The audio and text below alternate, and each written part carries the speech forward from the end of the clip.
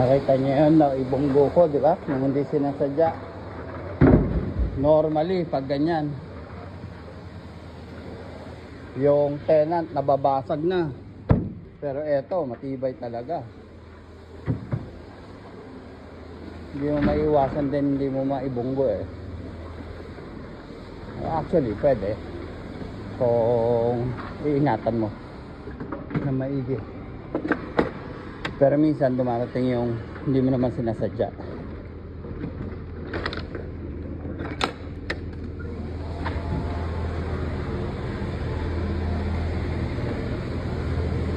Ito yung passage papunta ng second rink, yung additional rink dito.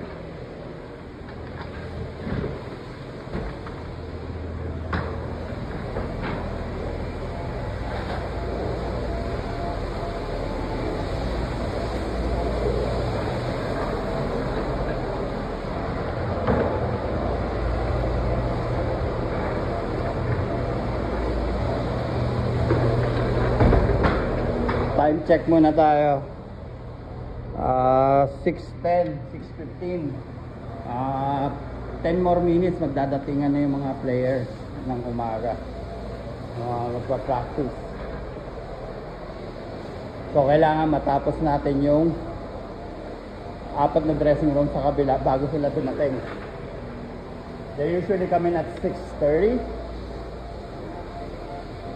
So I have to finish that before they start to come in, or else hindi ko siya malilinis.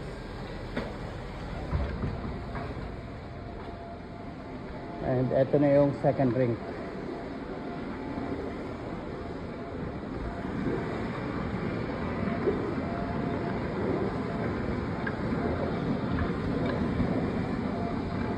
Ito yung dressing room.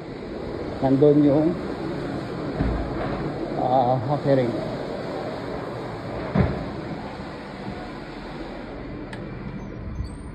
Ayun yung hockey rink.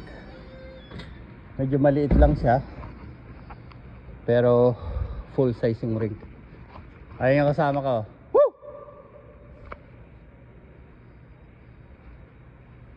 Ayos? Kailangan pa? Hindi na. Okay na daw siya. So no need na akong pumunta ron. Doon sa gilid na yan, may mga upuan doon, may bench doon. So hanggang doon stretches. And then dito din, may bench dito. So ganito lang siya kaliit. Tapos ito yung dugout ng teams. Andun yung scoreboard, scorer, referee, official. Dito sa gitna, tsaka yung kabilang team. Ayun yung scoreboard. So mostly training lang ginagawa rito. Pero sometimes nagko-competition din dito. Okay, may ano lang.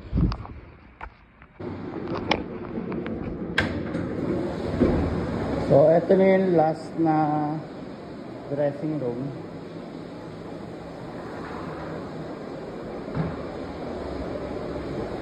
Hindi ko na pinakita yung tatlo kasi pare-parehas lang naman ang gagawin.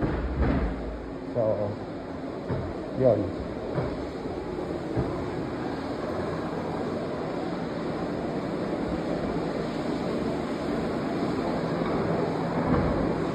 So, natapos natin siya nang hindi pa dumarating yung mga magbibihis, yung mga maglalaro. So, goods tayo. Doon na tayo sa hallway. Okay. Actually, yung tubig nito, ang isang puno nito, kasya to sa dalawang rink. Kaya lang, pag darating dito, palpak ka, daldal ng daldal. Ito yung hallway. Nasa hallway na tayo. So, ito, raratrating lang natin ito na mabilisan. Hindi naman gaano madumi, tsaka walang putik, walang asin. Mahirap pag yung asin nandiyan dyan kasi kulay puti siya. Pag nandyan yung asin, pag natunaw yung asin, mamumuti. Yan, makikita nyo yung mga puti-puti na yan, namumuti na yun, no? Puro natunaw na asin yan. Ilang araw nang hindi naglalagay ng asin. Kasi yung asin, sinasaboy nila sa labas para wala madulas. Kasi pag may nadulas dyan, pwedeng idemanda yung establishment dahil hindi siya naglinis ng yellow. Maraming nagkiklaim na ganyan. So ginagawa ng establishment, sinasabuyan ng asin ng napakarami para walang madisgrasya. Ngayon kapag may nadisgrasya pa rin, makakalusot na yung establishment kasi sabihin ng establishment, naglagay naman kami ng asin, ang dami-dami ng asin yan. Nadapa ka, ano mo na yung kasalanan mo na yung kung nadulas ka. Pero kung may nadulas at hindi nagtala ng snow yung establishment, tapos hindi naglagay ng asin, yun, madedemanda sila nun. Kahit sa bahay, ganun. Diba, may-ari ka ng bahay, tapos nag-deliver yung koreo sa'yo, or yung mailman, nag-deliver yung mailman, tapos nadulas dun sa may porch mo, kaya sa may, walkway ng bahay mo, naku, demanda ka nun. Kasuhan ka nila. Tapos kiklaim sila ng damages sa'yo. Tapos dun na maubos ang pera mo. Lalo na pag nilabanan mo, ubos ka. Kaya pagka ganun, settlement ka agad.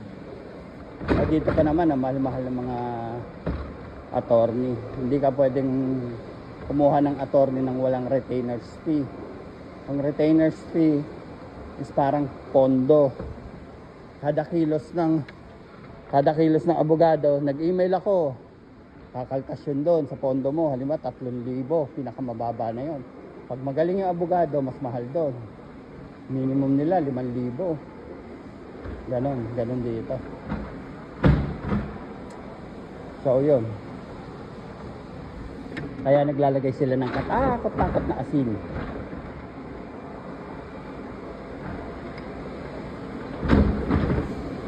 Nakikita nyo na uneven yung flooring dito, no?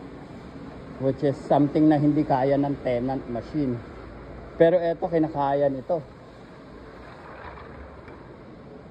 Nang hindi nababasag yung parts niya. So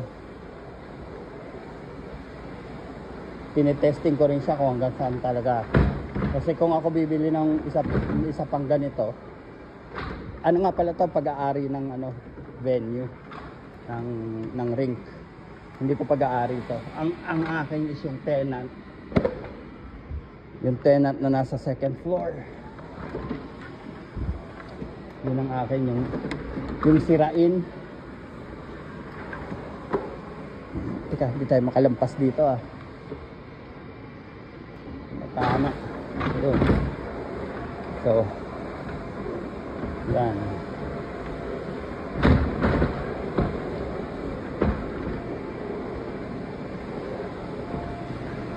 So, konti na lang. Doon tayo pupunta sa kabila. Sa bench doon.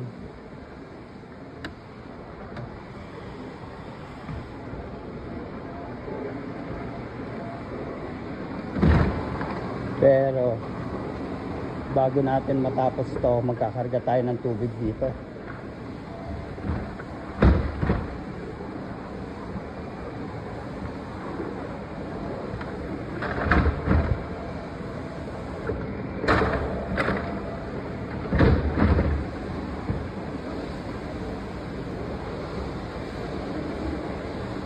Kaya mamaya na lang, tapusin ko muna to. Baka boring na sa inyo to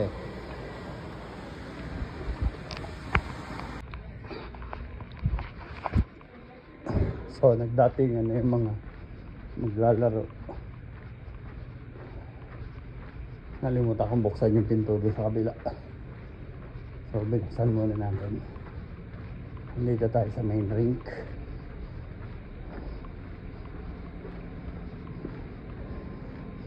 Kabablog. Ayan. Nalimutan kong buksan yung pinto doon.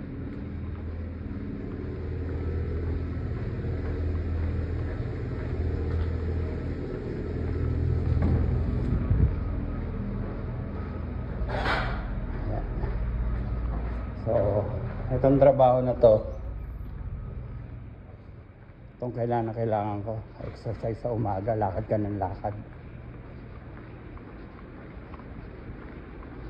So maganda to sa health, kaya tapos wala pang asungot, wala kayo ibang pakikisamahan, kayo lang mag-asawa. So, mag-fill up muna tayo ng tubig and then mamaya na lang ulit.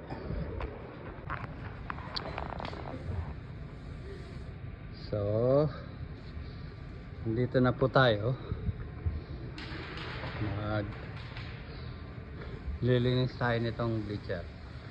Wawalis-walisan lang natin yan, tapos pagkatapos yan doon na magpo-floor scrub tayo.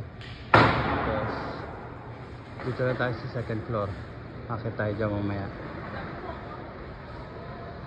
So yan, ayan yung mga instructor, sineset up na nila yung pagtuturo.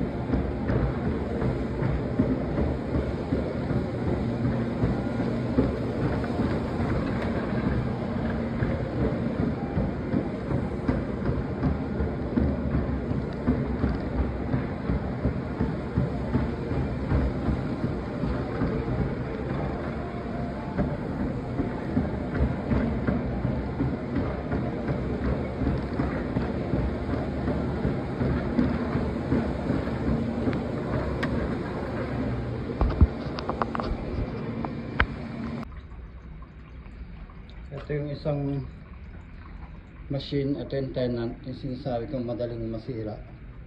So ang problema nito, hindi mo siya mabrush sa loob, hindi katulad ng isa na malaki. Tapos dito nilalagay yung tubig, solution, dito yung dirty water tank.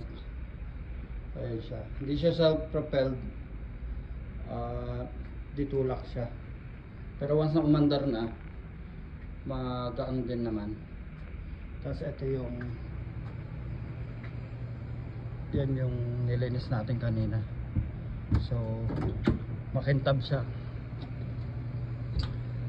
Kami rin nag wax nito.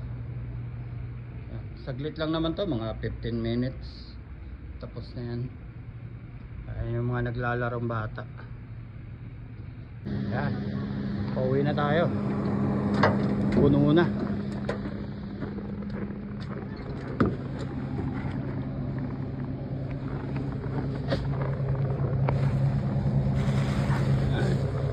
Actually malakas din yung anong yan eh, yung snow na yan. Kahit pa ganyan lang yan. Ay, kita mo. Yan, makita nyo. Manipis lang yan, manipis.